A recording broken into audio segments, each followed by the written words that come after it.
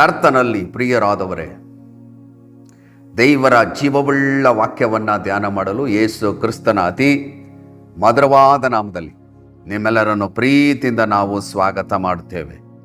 ಇಂದು ಧ್ಯಾನ ಮಾಡುವಂಥ ವಿಷಯ ಜೀವವುಳ್ಳ ವಾಕ್ಯ, ಸತ್ಯವುಳ್ಳ ವಾಕ್ಯ. ಹೌದು ಪ್ರಿಯರೇ, ನೀವು ಕೇಳಿಸಿಕೊಳ್ಳುತ್ತಿರುವಂಥ ವಾಕ್ಯ ಜೀವವುಳ್ಳ ವಾಕ್ಯವಾಗಿದೆ, ಸತ್ಯವುಳ್ಳ ವಾಕ್ಯವಾಗಿದೆ. ನೋಡ್ರಿ, ಯೋಹಾನ ಬರೆದ ಸುವಾರ್ತೆ 1ನೇ ಅಧ್ಯಾಯ 1-3 ವಚನದಲ್ಲಿ, ಆದಿಯಲ್ಲಿ ವಾಕ್ಯವಿತ್ತು, ಆ ವಾಕ್ಯವು ದೇವರ ಬಳಿಯಲ್ಲಿತ್ತು, ಆ ವಾಕ್ಯವು ದೇವರಾಗಿತ್ತು.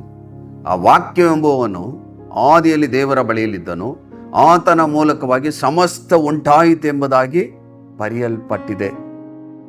ಆದಿಯಲ್ಲಿ ವಾಕ್ಯವಿತ್ತು, ಆ ವಾಕ್ಯವು ದೇವರ ಬಳಿಯಲ್ಲಿತ್ತು. ಅಂದರೆ ಸಮಸ್ತವು ಉಂಟಾಗೋದಕ್ಕಿಂತ ಮುಂಚೆನೆ ದೇವರ ವಾಕ್ಯವಿತ್ತು. ಆ ವಾಕ್ಯವು ದೇವರ ಬಳಿಯಲ್ಲಿತ್ತು, ಆ ವಾಕ್ಯವು ದೇವರಾಗಿತ್ತು ಎಂಬುದಾಗಿ ನೋಡುತ್ತೇವೆ. ಹಾಗಾದರೆ ನೀವು ಕೇಳಿಸಿಕೊಳ್ಳುತ್ತಿರುವಂಥ ವಾಕ್ಯ ಜೀವವುಳ್ಳ ವಾಕ್ಯ, ಬಲವುಳ್ಳ ವಾಕ್ಯ, ಸತ್ಯವುಳ್ಳ ವಾಕ್ಯ. ಈ ವಾಕ್ಯವು ದೇವರಾಗಿತ್ತು ಎಂಬುದಾಗಿ ಸತ್ಯವೇದದಲ್ಲಿ ಬರೆಯಲ್ಪಟ್ಟಿದೆ. ಹಾಗಾದರೆ ಈ ವಾಕ್ಯವನ್ನು ನೀವು ನಂಬಬೇಕು, ಈ ವಾಕ್ಯವನ್ನು ನೀವು ಪ್ರೀತಿಸಬೇಕು, ಈ ವಾಕ್ಯವನ್ನು ನಿಮ್ಮ ಜೀವಿತದಲ್ಲಿ ಅಳವಡಿಸಿಕೊಳ್ಳಬೇಕು, ಈ ವಾಕ್ಯದಂತೆ ನೀವು ನಡೆಯಬೇಕು. ಆ ವಾಕ್ಯ ಎಂಬುವನು ಆದಿಯಲ್ಲಿ ದೇವರ ಬಳಿಯಲ್ಲಿದ್ದನೆಂಬುದಾಗಿ ಬರೆಯಲ್ಪಟ್ಟಿದೆ, ಆತನ ಮೂಲಕವಾಗಿ ಸಮಸ್ತ ಉಂಟಾಯಿತು. ಹಾಗಾದರೆ ನಿಮ್ಮ ಜೀವಿತದಲ್ಲಿ ದೇವರ ವಾಕ್ಯವನ್ನು ಅಳವಡಿಸಿಕೊಳ್ಳುವಾಗ, ದೇವರ ವಾಕ್ಯದಂತೆ ನೀವು ನಡೆಯುವಾಗ,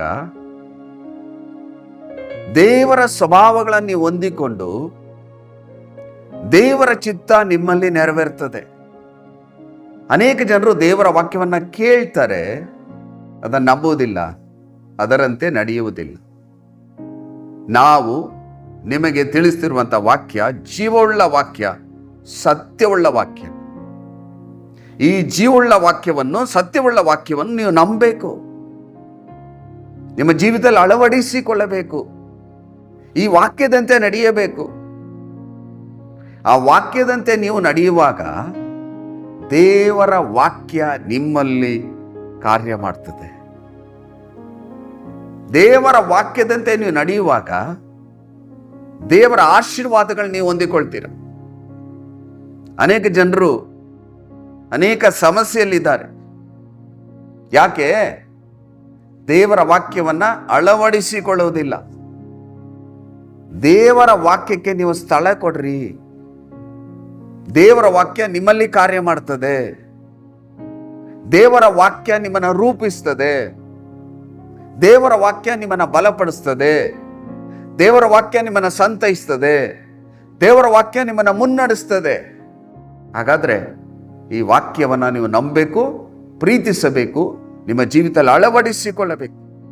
ನೋಡ್ರಿ ಪ್ರಿಯರೇ, ಯಾಕೋಬನ ಪತ್ರಿಕೆ 1ನೇ ಅಧ್ಯಾಯ 21-22 ವಚನದಲ್ಲಿ, ಆದ ಕಾರಣ ಎಲ್ಲ ನೀಚತನವನ್ನು, ಎಲ್ಲ ದುಷ್ಟತನವನ್ನು ತೆಗೆದುಹಾಕಿ ಮನಸ್ಸಿನೊಳಗೆ ಬೇರೂರಿರುವ ವಾಕ್ಯಕ್ಕೆ ನಮ್ರತೆಯಿಂದ ಎಡಗೊಡಿರಿ.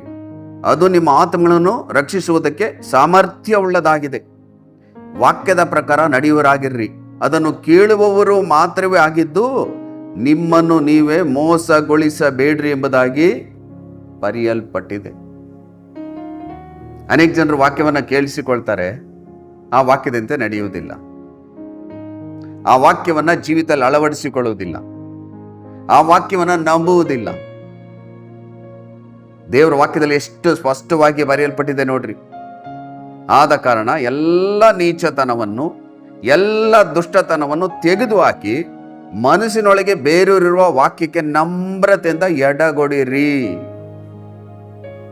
ವಾಕ್ಯವನ್ನ ಕೇಳಿಸಿಕೊಂಡ ಕೂಡಲೇ ದೇವರ ಚಿತ್ತಕ್ಕೆ ವಿರುದ್ಧವಾದ ಕಾರ್ಯಗಳನ್ನು ತೆಗೆದು ಬಿಡ್ರಿ. ದೇವರ ವಾಕ್ಯವನ್ನ ಕೇಳಿಸಿಕೊಂಡ ಮೇಲೆ ದೇವರ ಚಿತ್ತಕ್ಕೆ ವಿರುದ್ಧವಾದ ಕಾರ್ಯಗಳು, ಪಾಪಗಳು ನಿಮ್ಮಲ್ಲಿ ಇರಕೂಡದು. ಎಲ್ಲ ನೀಚತನವನ್ನು, ಎಲ್ಲ ದುಷ್ಟತನವನ್ನು ತೆಗೆದುಹಾಕಿ ಎಂಬುದಾಗಿ ಬಹಳ ಸ್ಪಷ್ಟವಾಗಿ ಬರೆಯಲ್ಪಟ್ಟಿದೆ. ತೆಗೆದುಹಾಕಿ ದೇವರ ವಾಕ್ಯಕ್ಕೆ ನಮ್ರತೆಯಿಂದ ಎಡಗೊಡಿರಿ. ದೇವರ ವಾಕ್ಯಕ್ಕೆ ಸ್ಥಳ ಕೊಡ್ರಿ. ದೇವರ ವಾಕ್ಯದಂತೆ ಜೀವಿಸಿರಿ. ದೇವರ ವಾಕ್ಯವನ್ನು ಪ್ರೀತಿಸಿರಿ. ದೇವರ ವಾಕ್ಯವನ್ನು ನಂಬಿರಿ. ಅದು ನಿಮ್ಮ ಆತ್ಮಗಳನ್ನು ರಕ್ಷಿಸುವುದಕ್ಕೆ ಸಾಮರ್ಥ್ಯವುಳ್ಳದಾಗಿದೆ. ಹಲ್ಲೆಲೂಯ. ದೇವರ ಪರಿಶುದ್ಧವಾದ ನಾಮಕ್ಕೆ ಸ್ತೋತ್ರವಾಗಲಿ. ನಿಮ್ಮ ಆತ್ಮಗಳನ್ನು ರಕ್ಷಿಸುವುದು ದೇವರ ವಾಕ್ಯ. ನಿಮ್ಮ ಪ್ರಾಣವನ್ನ ಕಾಯುವುದು ದೇವರ ವಾಕ್ಯ. ಈ ಲೋಕದಲ್ಲಿ ದೇವರ ಚಿತ್ತಂತೆ ನಿಮ್ಮನ್ನು ಮುನ್ನಡೆಸುವುದು ದೇವರ ವಾಕ್ಯ. ದೇವರ ಚಿತ್ತಂತೆ ರೂಪಿಸುವುದು ದೇವರ ವಾಕ್ಯ. ಹಾಗಾದ್ರೆ ನೀವು ದೇವರ ವಾಕ್ಯಕ್ಕೆ ಸ್ಥಳ ಕೊಡಬೇಕು. ದೇವರ ವಾಕ್ಯಕ್ಕೆ ಸ್ಥಳ ಕೊಟ್ಟಾಗ ಆ ದೇವರ ವಾಕ್ಯ ನಿಮ್ಮಲ್ಲಿ ವಾಸ ಮಾಡುತ್ತದೆ, ನಿಮ್ಮನ್ನ ರೂಪಿಸ್ತದೆ, ದೇವರ ಚಿತ್ತಂತೆ ಮಾರ್ಪಡಿಸ್ತದೆ. ಮಾತ್ರವಲ್ಲದೆ ಈ ಲೋಕದ ಜೀವಿತದಲ್ಲಿ ದೇವರ ಆಜ್ಞೆಗಳನ್ನು ಕೈಗೊಂಡು ನಡೆಯುವವನು, ದೇವರ ವಾಕ್ಯವನ್ನು ಪ್ರೀತಿಸುವವನು ದೇವರಿಂದ ಎಲ್ಲ ಆಶೀರ್ವಾದಗಳನ್ನು ಹೊಂದಿಕೊಳ್ಳುತ್ತಾನೆ. ವಾಕ್ಯದಲ್ಲಿ ನೋಡ್ತೇವೆ, ವಾಕ್ಯದ ಪ್ರಕಾರ ನಡೆಯೋರಾಗಿರ್ರಿ, ಅದನ್ನು ಕೇಳುವವರು ಮಾತ್ರವಾಗಿದ್ದು ನಿಮ್ಮನ್ನು ನೀವೇ ಮೋಸಗೊಳಿಸಬೇಡಿರಿ. ಅನೇಕ ಜನರು ವಾಕ್ಯವನ್ನ ಕೇಳ್ತಾರೆ, ಅದರಂತೆ ನಡೆಯುವುದಿಲ್ಲ. ವಾಕ್ಯವನ್ನ ಕೇಳಿ ಅದನ್ನ ಬಿಟ್ಟು ಬಿಡಬೇಡ್ರಿ. ವಾಕ್ಯವನ್ನ ಕೇಳಿ ನೀವು ಮೋಸ ಹೋಗಬೇಡ್ರಿ. ವಾಕ್ಯವನ್ನ ಕೇಳಿ ಬಿಟ್ಟು ಬಿಡುವವನು ಮೋಸ ಹೋಗ್ತಾನೆ. ವಾಕ್ಯವನ್ನ ಕೇಳಿ ಅದರಂತೆ ನಡೆಯಿರಿ. ಅದನ್ನ ಬರೀ ಕೇಳುವವರು ಮಾತ್ರವೇ ಆಗಿರಬೇಡ್ರಿ. ದೇವರ ವಾಕ್ಯವನ್ನ ಓದುವಾಗ, ಕೇಳುವಾಗ ಅದರಂತೆ ನೀವು ನಡೆಯಬೇಕು. ಯಾಕಂದ್ರೆ ದೇವರ ವಾಕ್ಯ ಜೀವವುಳ್ಳ ವಾಕ್ಯ, ಅದು ಸತ್ಯವುಳ್ಳ ವಾಕ್ಯ. ದೇವರ ವಾಕ್ಯ ಜೀವವುಳ್ಳ ವಾಕ್ಯವಾಗಿದೆ, ಸತ್ಯವುಳ್ಳ ವಾಕ್ಯವಾಗಿದೆ. ಆ ವಾಕ್ಯವನ್ನ ಓದುವಾಗ ದೇವರ ವಾಕ್ಯ ನಿಮ್ಮಲ್ಲಿ ಕಾರ್ಯ ಸಾಧನೆ ಮಾಡ್ತದೆ. ದೇವರ ವಾಕ್ಯ ನಿಮ್ಮ ದೇಹಕ್ಕೆಲ್ಲ ಆರೋಗ್ಯವನ್ನ ಕೊಡ್ತದೆ, ನಿಮ್ಮನ್ನ ಬಲಪಡಿಸ್ತದೆ. ಇದು ಬಹಳ ಪ್ರಾಮುಖ್ಯವಾದಂಥ ವಿಷಯ. ನೀವು ದಿನಕ್ಕೆ 3 ಹೊತ್ತು ಆಹಾರವನ್ನ ತೆಗೆದುಕೊಳ್ತೀರ ನಮ್ಮ ದೇಹ ಬದುಕುವುದಕ್ಕಾಗಿ. ಇದೇ ರೀತಿಯಲ್ಲಿ ನಿಮ್ಮ ಆತ್ಮಕ್ಕೆ ಆಹಾರ ದೇವರ ವಾಕ್ಯ. ನಿಮ್ಮ ಆತ್ಮವನ್ನ ಬಲಪಡಿಸುವಂಥದ್ದು ದೇವರ ವಾಕ್ಯ. ಆ ವಾಕ್ಯವನ್ನ ನೀವು ಚೆನ್ನಾಗಿ ಓದಿ ಧ್ಯಾನಿಸಿ ನಿಮ್ಮ ಜೀವಿತದಲ್ಲಿ ಅಳವಡಿಸಿಕೊಂಡು ಅದರಂತೆ ನಡೆಯಬೇಕು. ಯಾಕಂದ್ರೆ ದೇವರ ವಾಕ್ಯ ಜೀವವುಳ್ಳ ವಾಕ್ಯ, ಸತ್ಯವುಳ್ಳ ವಾಕ್ಯ. ನೋಡ್ರಿ ಎಷ್ಟು ಸ್ಪಷ್ಟವಾಗಿ ಬರೆಯಲ್ಪಟ್ಟಿದೆ. ಮತ್ತಾಯನ ಬರೆದ ಸುವಾರ್ತೆ 24ನೇ ಅಧ್ಯಾಯ 35ನೇ ವಚನದಲ್ಲಿ, ಭೂಮಿ ಆಕಾಶಗಳು ಅಳಿದು ಹೋಗುವವು, ಆದರೆ ನನ್ನ ಮಾತುಗಳು ಅಳಿದು ಹೋಗುವುದೇ ಇಲ್ಲ ಎಂಬುದಾಗಿ ಸತ್ಯವೇದದಲ್ಲಿ ಬಹಳ ಸ್ಪಷ್ಟವಾಗಿ ಬರೆಯಲ್ಪಟ್ಟಿದೆ. ಭೂಮಿ ಆಕಾಶಗಳು ಅಳಿದು ಹೋಗ್ತವಂತೆ, ಆದರೆ ದೇವರ ವಾಕ್ಯ ಅಳಿದು ಹೋಗುವುದಿಲ್ಲ. ದೇವರ ವಾಕ್ಯ ಜೀವವುಳ್ಳ ವಾಕ್ಯ, ಬಲವುಳ್ಳ ವಾಕ್ಯ. ಆ ವಾಕ್ಯ ಅಳಿಯುವುದಿಲ್ಲ. ಹಾಗಾದ್ರೆ ಈ ವಾಕ್ಯವನ್ನು ನಂಬಬೇಕು, ಈ ವಾಕ್ಯವನ್ನು ಪ್ರೀತಿಸಬೇಕು, ಈ ವಾಕ್ಯದಂತೆ ನಡೆಯಬೇಕು. ಈ ಜೀವವುಳ್ಳ ವಾಕ್ಯಕ್ಕೆ ನೀವು ನಿಮ್ಮಲ್ಲಿ ವಾಸ ಮಾಡಲು ಸ್ಥಳ ಕೊಡಬೇಕು. ನೀವು ದೇವರ ವಾಕ್ಯಕ್ಕೆ ಸ್ಥಳ ಕೊಟ್ಟಿದ್ದೀರೋ? ದೇವರ ವಾಕ್ಯವನ್ನ ಪ್ರೀತಿಸಿ ಹೆಚ್ಚಾಗಿ ಅದನ್ನ ಧ್ಯಾನ ಮಾಡ್ತೀರೋ? ದೇವರ ವಾಕ್ಯವನ್ನು ಎಷ್ಟು ಪ್ರೀತಿಸ್ತಾನೋ, ಆ ವಾಕ್ಯದಂತೆ ನಡೆಯುತ್ತಾನೋ, ಅವನ ಜೀವಿತದಲ್ಲಿ ದೇವರ ಎಲ್ಲ ಆಶೀರ್ವಾದಗಳು ಅವನಲ್ಲಿ ನೆಲೆ ನಿಲ್ಲುತ್ತದೆ. ದೇವರ ವಾಕ್ಯಕ್ಕೆ ಸ್ಥಳ ಕೊಡ್ರಿ, ದೇವರ ವಾಕ್ಯವನ್ನು ನಂಬಿರಿ. ಯೋಹಾನ ಬರೆದ ಸುವಾರ್ತೆ 1ನೇ ಅಧ್ಯಾಯ 14ನೇ ವಚನದಲ್ಲಿ, ಆ ವಾಕ್ಯ ಎಂಬುವನು ನರವತಾರ ಎತ್ತಿ ನಮ್ಮ ಮಧ್ಯದಲ್ಲಿ ವಾಸ ಮಾಡಿದನು, ನಾವು ಆತನ ಮಹಿಮೆಯನ್ನು ನೋಡಿದೆವು ಎಂಬುದಾಗಿ ಬರೆಯಲ್ಪಟ್ಟಿದೆ. ಆದಿಯಲ್ಲಿ ವಾಕ್ಯವಿತ್ತು, ಆ ವಾಕ್ಯವು ದೇವರ ಬಳಿಯಲ್ಲಿತ್ತು, ಆ ವಾಕ್ಯವು ದೇವರಾಗಿತ್ತು. ಇಲ್ಲಿ ನೋಡ್ಬೇಕಾದ್ರೆ ಆ ವಾಕ್ಯ ಎಂಬುವನು ನರವತಾರ ಎತ್ತಿ ನಮ್ಮ ಮಧ್ಯದಲ್ಲಿ ವಾಸ ಮಾಡಿದನು, ನಾವು ಆತನ ಮಹಿಮೆಯನ್ನು ನೋಡಿದೆವು. ನೋಡ್ರಿ, ದೇವರ ವಾಕ್ಯಕ್ಕೆ ಎಷ್ಟು ಶಕ್ತಿ ಇದೆ. ಆ ವಾಕ್ಯವು ನರವತಾರ ಎತ್ತಿ ನಮ್ಮ ಮಧ್ಯದಲ್ಲಿ ವಾಸ ಮಾಡಿದನು, ಆತನೇ ಕರ್ತನಾದ ಯೇಸು ಕ್ರಿಸ್ತನು. ಹಾಗಾದರೆ ಯೇಸು ಕ್ರಿಸ್ತನು ಈ ಲೋಕದಲ್ಲಿ 33.5 ವರ್ಷಗಳ ಕಾಲ ಜೀವಿಸಿದನು. ಆತನು ನಮಗೋಸ್ಕರ ಜೀವವುಳ್ಳ ವಾಕ್ಯಗಳನ್ನು ಕೊಟ್ಟಿದ್ದಾನೆ. ಯೇಸು ಕ್ರಿಸ್ತನ ಬಾಯಿಂದ ಬಂದಂಥ ಮಾತುಗಳು ಸತ್ಯವುಳ್ಳ ಮಾತುಗಳು, ಸತ್ಯದೇವರ ಮಾತುಗಳು. ಅದು ಸತ್ಯವುಳ್ಳ ವಾಕ್ಯ. ಆ ವಾಕ್ಯವನ್ನು ನಂಬುವವನಿಗೆ ಆಶೀರ್ವಾದ, ಆ ವಾಕ್ಯದಂತೆ ಜೀವಿಸುವವನಿಗೆ ಆಶೀರ್ವಾದ, ಆ ವಾಕ್ಯದಂತೆ ನಡೆಯುವವನಿಗೆ ನಿತ್ಯ ಜೀವ, ಅಂದರೆ ಪರಲೋಕದ ಭಾಗ್ಯ. ಕರ್ತನಲ್ಲಿ ಪ್ರೀತಿಯುಳ್ಳ ದೇವ ಜನರೇ, ನನ್ನ ಸಹೋದರ, ನನ್ನ ಸಹೋದರಿ, ದೇವರ ಜೀವವುಳ್ಳ ವಾಕ್ಯವನ್ನು, ಸತ್ಯವುಳ್ಳ ವಾಕ್ಯವನ್ನು ನೀವು ಓದಿ ಧ್ಯಾನಿಸಿ ಅದರಂತೆ ನಡೆಯುತ್ತಿದ್ದೀರೋ? ದೇವರ ವಾಕ್ಯಕ್ಕೆ ನೀವು ಸ್ಥಳ ಕೊಟ್ಟಿದ್ದೀರೋ? ದೇವರ ವಾಕ್ಯವನ್ನು ಪ್ರೀತಿ ಮಾಡ್ತಿದ್ದೀರೋ? ದೇವರ ವಾಕ್ಯವನ್ನು ಪ್ರೀತಿಸುವವನು ಯೇಸು ಕ್ರಿಸ್ತನನ್ನು ಪ್ರೀತಿಸುತ್ತಾನೆ. ಆ ದೇವರ ವಾಕ್ಯವನ್ನು ಪ್ರೀತಿಸುವವನು ಯೇಸು ಕ್ರಿಸ್ತನ ಸ್ವಭಾವಗಳನ್ನು ಹೊಂದಿಕೊಳ್ಳುತ್ತಾನೆ. ಯೇಸು ಕ್ರಿಸ್ತನಲ್ಲಿರುವಂತಹ ಶಾಂತಿ, ಸಮಾಧಾನ, ಆರೋಗ್ಯ, ಸಮೃದ್ಧಿ, ನಿತ್ಯ ಜೀವ, ರಕ್ಷಣೆ ಅವನಿಗೆ ದೊರಕುತ್ತದೆ. ದೇವರ ವಾಕ್ಯ ಈ ಲೋಕದ ಜೀವಿತವೆಲ್ಲ ನಿಮ್ಮನ್ನು ಮುನ್ನಡೆಸುತ್ತದೆ. ಈ ದೇವರ ವಾಕ್ಯವನ್ನು ನಿಮ್ಮ ಜೀವಿತದಲ್ಲಿ ಅಳವಡಿಸಿಕೊಳ್ಳ್ರಿ. ನೋಡ್ರಿ ಪ್ರಿಯರೇ, ಯೋಹಾನ ಬರೆದ ಸುವಾರ್ತೆ 8ನೇ ಅಧ್ಯಾಯ 31ನೇ ವಚನದಲ್ಲಿ, ಆಗ ಯೇಸು ತನ್ನನ್ನು ನಂಬಿದ ಯಹೂದ್ಯರಿಗೆ, ನೀವು ನನ್ನ ವಾಕ್ಯದಲ್ಲಿ ನೆಲೆಗೊಂಡವರಾದರೆ ನಿಜವಾಗಿ ನನ್ನ ಶಿಷ್ಯರಾಗಿದ್ದು ಸತ್ಯವನ್ನು ತಿಳುಕೊಳ್ಳುವಿರಿ ಮತ್ತು ಸತ್ಯವು ನಿಮ್ಮನ್ನು ಬಿಡುಗಡೆ ಮಾಡುವುದು ಎಂದು ಹೇಳಿದನೆಂಬುದಾಗಿ ಬರೆಯಲ್ಪಟ್ಟಿದೆ. ನೀವು ದೇವರ ವಾಕ್ಯನ ನಂಬಿದರೆ, ನೀವು ದೇವರ ವಾಕ್ಯದಲ್ಲಿ ನೆಲೆಗೊಂಡವರಾದರೆ ನೀವು ಸತ್ಯವನ್ನು ತಿಳ್ಕೊಳ್ತೀರಾ. ಸತ್ಯವು ನಿಮ್ಮನ್ನು ಬಿಡುಗಡೆ ಮಾಡುವುದು. ದೇವರ ವಾಕ್ಯದಲ್ಲಿ ನೆಲೆಗೊಂಡವರಾಗಿ ನೀವು ಜೀವನ ಮಾಡುವಾಗ ನೀವು ಸತ್ಯವನ್ನು ತಿಳ್ಕೊಳ್ತೀರ.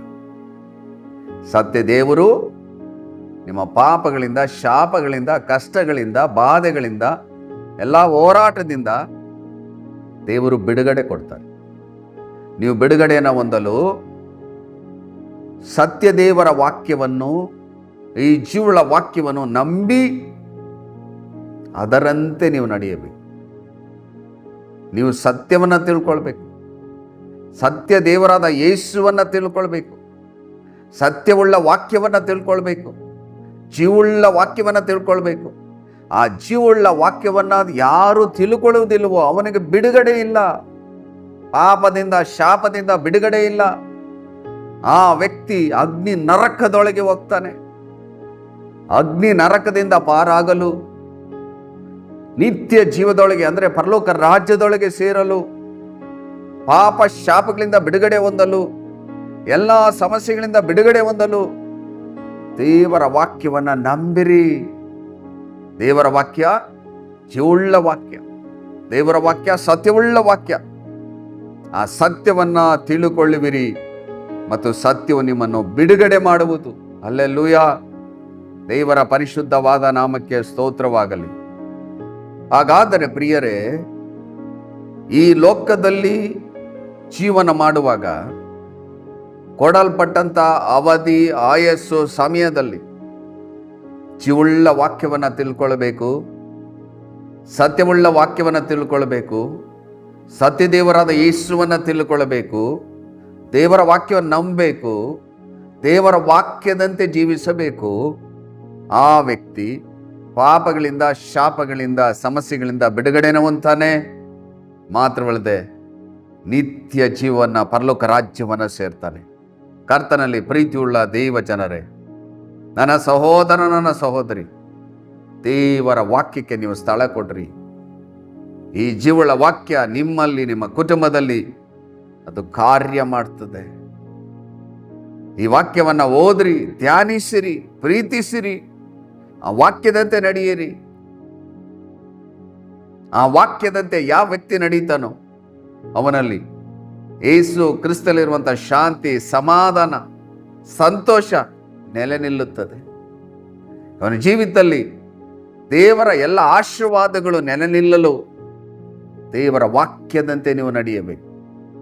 ನೋಡ್ರಿ ಪ್ರಿಯರೇ, ಯೋಹಾನ ಬರೆದ ಸುವಾರ್ತೆ 14ನೇ ಅಧ್ಯಾಯ 6ನೇ ವಚನದಲ್ಲಿ ಯೇಸು ಅವನಿಗೆ, ನಾನೇ ಮಾರ್ಗವು ಸತ್ಯವೂ ಜೀವವೂ ಆಗಿದ್ದೇನೆ, ನನ್ನ ಮೂಲಕವಾಗಿ ಹೊರತು ಯಾರು ತಂದೆಯ ಬಳಿಗೆ ಬರುವುದಿಲ್ಲ ಎಂಬುದಾಗಿ ಬರೆಯಲ್ಪಟ್ಟಿದೆ. ಯೇಸು ಸ್ವಾಮಿ ಹೇಳ್ತಾ ಇದ್ದಾರೆ, ನಾನೇ ಮಾರ್ಗ, ನಾನೇ ಸತ್ಯ, ನಾನೇ ಜೀವ.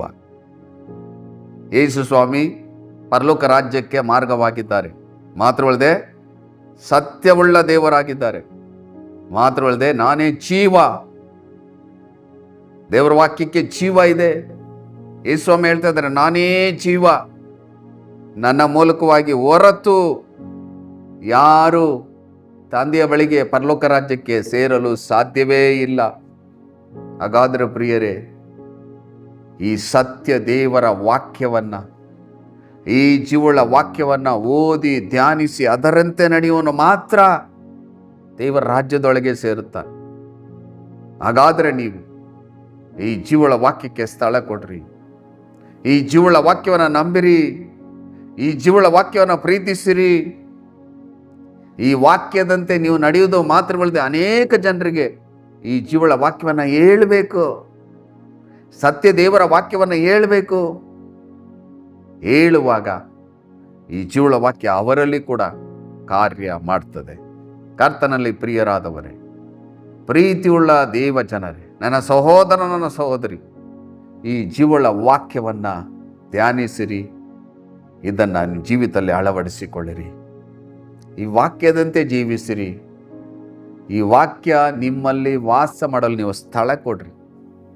ನೀವು ಹೇಳಬೇಕು, ಇನ್ನು ಮುಂದೆ ನನ್ನ ಜೀವಿತದಲ್ಲಿ ದೇವರ ವಾಕ್ಯಕ್ಕೆ ಸ್ಥಳ ಕೊಡ್ತೇನೆ, ದೇವರ ವಾಕ್ಯದಂತೆ ನಾನು ಜೀವಿಸ್ತೇನೆ, ದೇವರ ವಾಕ್ಯ ನಂಬುತ್ತೇನೆ, ಸತ್ಯದೇವರಾದ ಯೇಸುವನ್ನು ನಂಬುತ್ತೇನೆ, ಆತನ ವಾಕ್ಯದಂತೆ ನಡೆಯುತ್ತೇನೆ ಎಂಬುದಾಗಿ ನೀವು ಹೇಳಿ ನಿಮ್ಮನ್ನು ದೇವರಿಗೆ ಸಮರ್ಪಣೆ ಮಾಡುವಾಗ ದೇವರ ವಾಕ್ಯ ನಿಮ್ಮಲ್ಲಿ ಕಾರ್ಯ ಮಾಡ್ತದೆ. ಬನ್ನಿ ಪ್ರಿಯರೇ, ನಾನು ನಿಮಗೋಸ್ಕರ ಪ್ರಾರ್ಥನೆ ಮಾಡ್ತೇನೆ.